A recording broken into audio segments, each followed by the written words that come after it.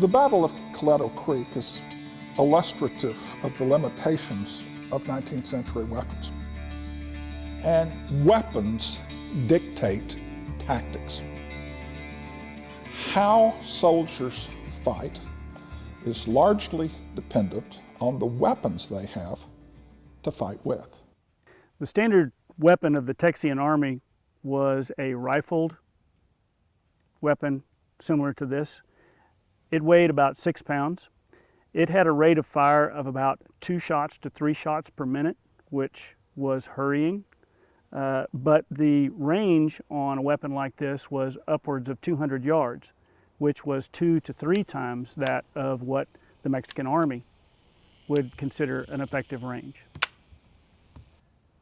It took longer to reload this weapon because it is rifled.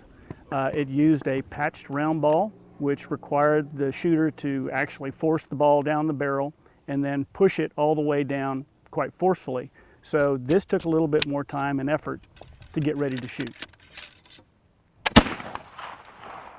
The Brown Bess was the issue weapon for the Mexican soldado.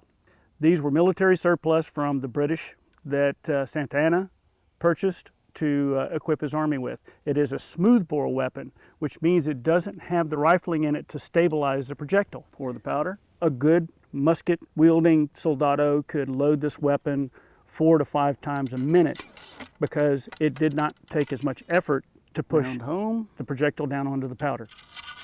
Put a little powder in the pan. This weapon had an effective range of approximately 50 to 100 yards. We think that a soldier who was actually there fighting the battle probably knew what was going on around him. He did not. And when you think about hundreds, sometimes thousands of these weapons going off, it's just clouds. It's like fighting in the middle of a cloud. You are hard-pressed to see the guy on either side of you, much less the enemy downfield. Now, in the fog of war, it was not unusual to find muskets with 10 balls in them. Really? As they got going, they just go so fast and they didn't even notice that it didn't go off. Flash in the pan, and they'd keep shooting, nothing would come out, but there was so much chaos that they would keep loading. You know, I think the fact that they had to deal with limited sight, limited optics, limited capabilities whatsoever, made the soldier actually focus more on how to utilize his rifle in an appropriate manner, how to make every round count. This right here is a Colt M16A1. Really simple for a shooter. They take their thumb, put it into semi. If they want to go to full auto, kick it up like that, and then back around to safe. Right here is a magazine well. This is where you'll insert the magazine, which contains all the cartridges.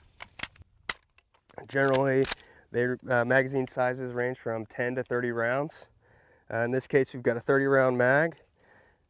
Especially when shooting full auto, you want to have a lot of ammo because you're going to be spraying a lot of bullets down range.